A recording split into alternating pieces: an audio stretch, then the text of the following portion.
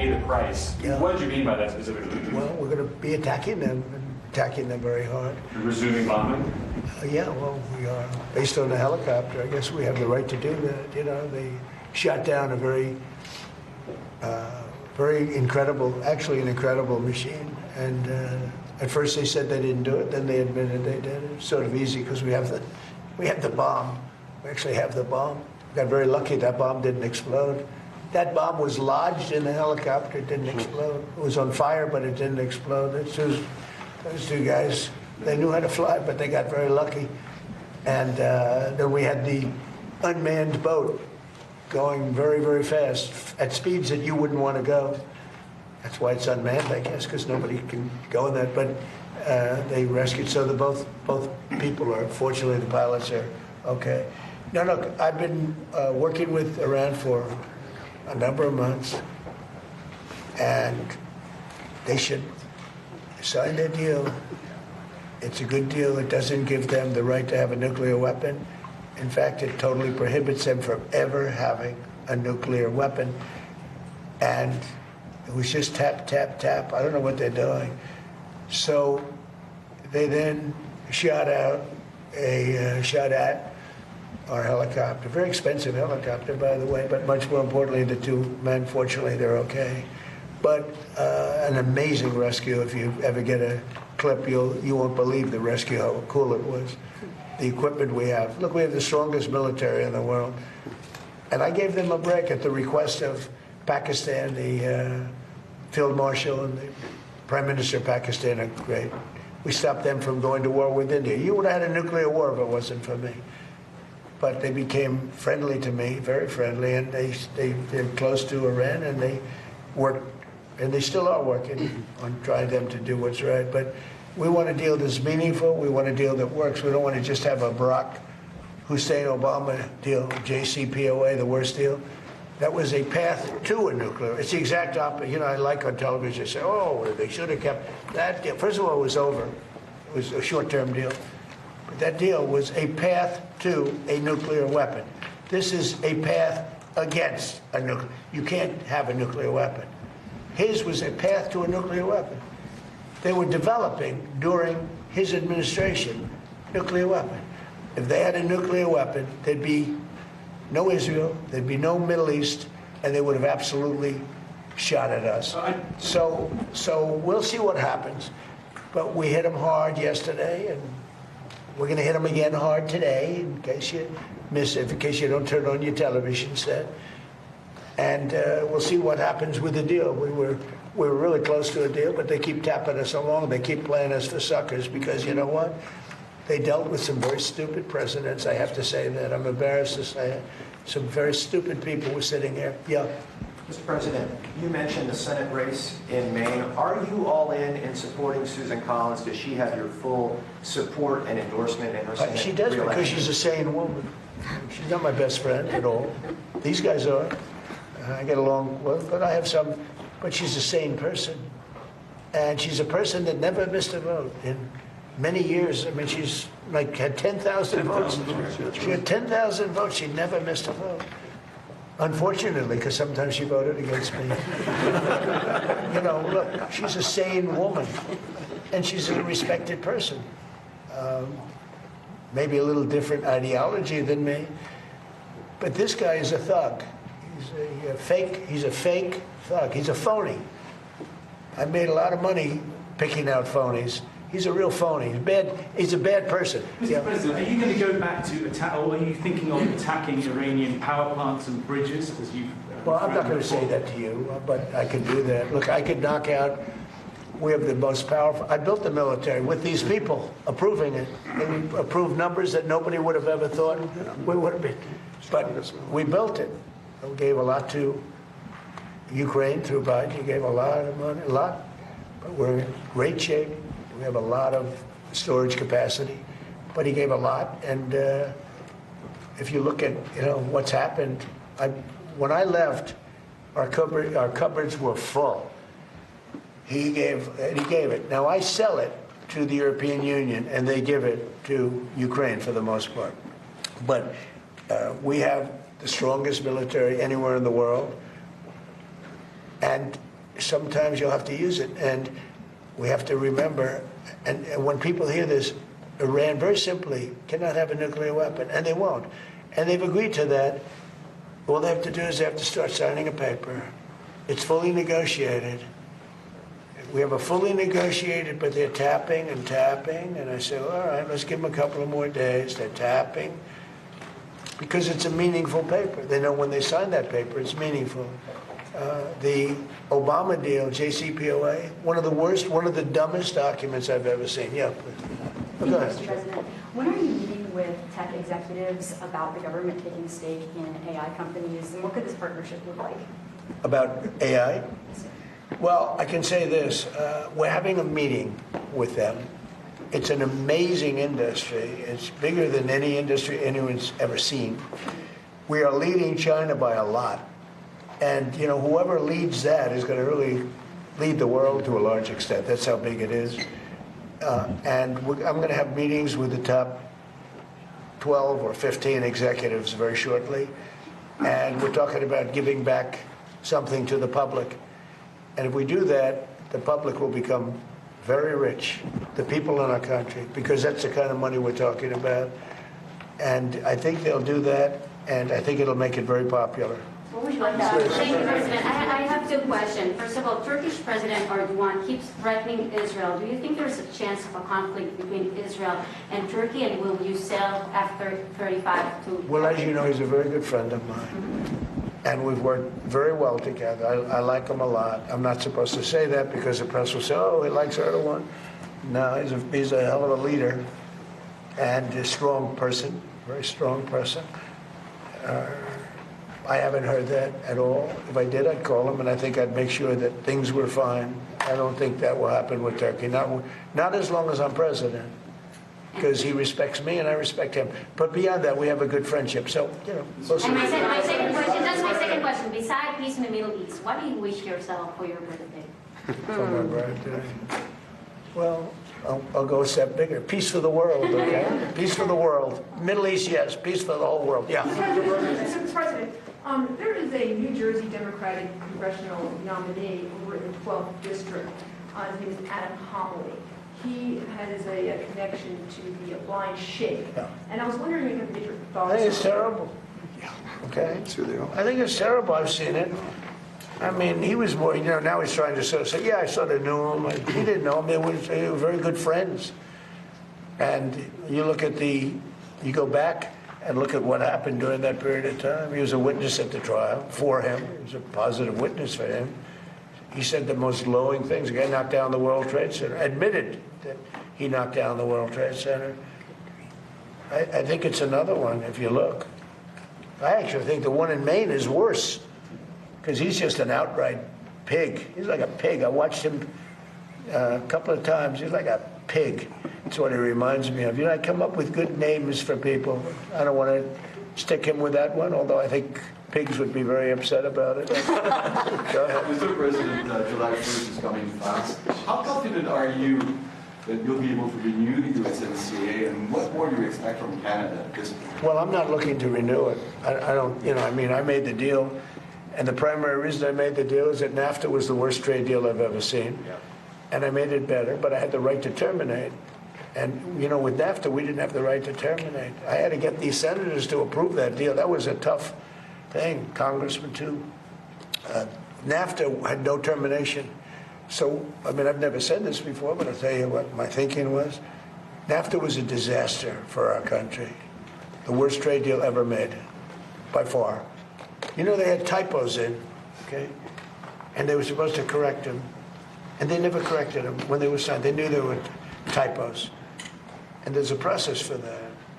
You state your claim and, you know, you get a change. They had typos on percentages. Or maybe somebody wrote, and that was for years. They never ran, they had horrible, all against us. So it probably wasn't typos. They never, NAFTA was the worst trade deal we ever had. USMCA did one thing that I loved. After 6 years, it comes up for renewal. I don't know that I'm going to renew it because, to be honest with you, the United States does much better. Hey, we don't need anything that Canada has. We don't need anything that Mexico has, but they need everything that we have. And they have to treat us better. You know, with Mexico and Canada, we have trade deficits. We should have surpluses with them. We don't need their cars. We don't need their lumber. We don't need their energy. We don't need anything that they have. So the primary thing that I got, it was a much better deal than NAFTA. Much, much better. It was sort of a good deal. But it was a great deal for one reason.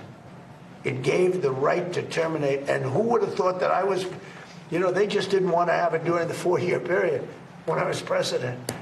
So now they made it so that I wouldn't be president. And because they rigged the election, the second election, as you probably hear and probably know, most of you know that happened, and now it's been proven, and it will be proven as time goes by even more so. We have things that you won't believe. When we release the full files, you're not going to believe how crooked the second 2020 election was. But who would have thought that it comes due in my term? I mean, this was, thank you very much. So it was very important that we be able to do that. So we're talking to them. We'll see if we do something. Mr. President, just before we came in here, you posted about Phil Pulte and that he'd be starting the job early. You said he's going to be downsizing the DNI. Can you talk about your Well, yeah, thinking people there? have wanted that downsized for a long time. But many people don't want it at all. Does that A mean lot of like people thought it was a intelligence duplication. Yeah, a lot of people thought it was a duplication. He's done a great job at Fannie Mae. And, you know, you take Freddie Mac, Fannie Mae. The value of that has increased so much since I've been in charge. You know, I had the right to sell that. And in my first term, a group came to see me wanting to buy it. And they offered me exactly 10% of what it's worth today. And I didn't want to do it because I didn't want to look foolish when they flipped it a year later for hundreds of billions of dollars more. So I kept it. And I put him in charge as soon as I got here. And he's done an amazing job. Could be worth $1 trillion. That's a pretty different portfolio, though. Well, it is, I know. But, you know, smart people are smart people. I always say I'd rather have smart than experience, but experience is good, too. I would say this. He's going to be there for a short while we pick somebody else. We're interviewing 5 different people. They're all very good, very different. And we'll put somebody there. But people want it downsized. The senators and the Congress people, I think everybody wants it downsized. And many people, I think, and I won't speak for Todd, but and I'm not sure how Todd feels, but by the way, he's great. I hope you people have given him an easy run because he's very busy. He doesn't need stupid people saying, why didn't you get a higher mark at a certain college? Because he's highly educated. He was a great student. He's great at everything he's done. But how come he got a B+? See, they'll go after him for getting a B+ instead of an A, but the other guy can be a thug and let him run. He's okay, he's fine. The one thing about him, it's great, because every time they bring something up, he's worse than anybody that we've ever seen. And I hope the Republicans are going to use him as your standard bearer. When they say that, gee, yeah, Eric, we don't like the way you dress today. It's unacceptable, right? And then all you have to do is point to this thug that they're trying to put in. So pretty much that's the way it is. He's going to do a good job. He's going to be there for a very short period of time. He will be superseded and replaced by somebody that's going to have the job permanently. Okay? What do you think of the Democrats saying they'll hold up the... I don't care what they say. Democrats. They're not Democrats. They're Democrats. They're dumb people, yeah. You need their votes. Then I guess something's going to happen. No, we can't let them extort us. I told the guys today, we can't let them. They've done it on numerous occasions. I said we can't. What we're signing today has been amazing, but they tried to extort us, and eventually, and they were losing tremendous support because they're extorting on law and order, and they can't win on law and order. People want law and order. They don't want crime. And that's essentially what they were doing. And ultimately, they could not take the heat. But we can't let them exist. Mr. President, it starts tomorrow. And What starts? The World Cup. Yeah. The soccer World Cup, the football World Cup. Most successful World Cup they've ever had. Exactly. They've never sold tickets at that level. They've never sold that many tickets so quickly. It's amazing because you don't think of soccer. We use the word football, soccer, right? But you don't think of soccer in this country. It's the most successful. I spoke to Johnny this morning. He's fantastic, and he's the boss. He said there's never been anything close to what's happened. But because of the success, some people are afraid that it's going to be harder and harder to get visas to come from outside. Can you Well, reassure we're working on it very closely to make sure the right people come into our country. Are you going to go to any games during I the will. Rugby World Cup games? I will. Are you concerned, Mr. President, about the latest inflation number which came out this morning? Could that be a No, I headwind love it. for The Republicans numbers were in terms of great. trying to hold You know what I really the love? Senate? I love the inflation. You know why? Because as soon as this war is over, you know, I can say it now. Something you didn't know. Do you know we've been taking out millions of barrels of oil? Nobody knows it. You know who doesn't know about it? Iran, until right now. We took out the other night 22 ships, late at night with no lights, because they don't have any radar, because we blasted the crap out of it. We took out, that's why oil's $85 a barrel. I mean, you take a look. Remember when I did this, I said, look, the one bad thing will be, we hit the best economy we've ever hit. And I said to my people, I had Scott, I had Howard, I had Pete, I had all of them. I had Todd in the room. I said, the one thing we have to do now, we had just hit the highest stock market in history, highest 401ks in history. Everything was going well. And I said, I hate to do this to you guys, but Iran's going to have a nuclear weapon very soon. We have to go and attack. So we hit them with the B-2 bombers, which took a lot of courage. It was totally successful. We buried it, very hard to get. But now we had to make the second move. And I said, you know, the bad part is the stock market will go down by a lot based on predictions of experts, like 25%. And it was worth it. To me, it was worth it not to have a nuclear weapon. And the other thing is that oil would go to $250 a barrel. It's at 85, and which is pretty amazing. And here's the key. We just hit today another stock market high. 74 in my short time here, 74 days we hit stock market all-time historical highs. Nobody can believe it. The Dow, the S&P. S&P was at 7,000. They said in 4 years, maybe 5 years. It will never hit it during the term. It was too much. I hit it in my first year. I hit on the Dow, it was 50,000 was an impossible number. They said 5, 6 years out, you'd hit. Well, I hit it in my first year. And now I get everyone in the room and say, congratulations, but now I'm going to take it down a little bit because we cannot let Iran have a nuclear weapon. And they all agreed with me, Todd, you remember. Everybody agreed. And we took a little journey down to Iran. We first stopped off at Venezuela, by the way, and we have paid for that war many, many times over. And we have great relationships with the people of Venezuela. We get along with them great. It was a great success. It was a one-day war. It was really, to be exact, 48 minutes of fury, and it was over. And Venezuela's doing great. Relationships with the people are great. It's become a happy country, believe it or not. I mean, it's become a happy country. And we're taking out millions of barrels of oil from Venezuela. And then we went to Iran. And essentially, we've done the same thing. It doesn't look as pretty, but there's no Navy. 159 ships at the bottom of the sea. There's no Air Force. All of their planes are blown up. Most of their drones are gone. Most of their drone-making ability is gone. Most of their missiles are gone. All of their leadership is gone, so they replaced it. All of that leadership is gone, so they replaced it. And that's the people we're dealing with now. And I think they're going to want to make a deal, but we're going to find out. Inflation to come down between now Oh, and when the war is over? Yes.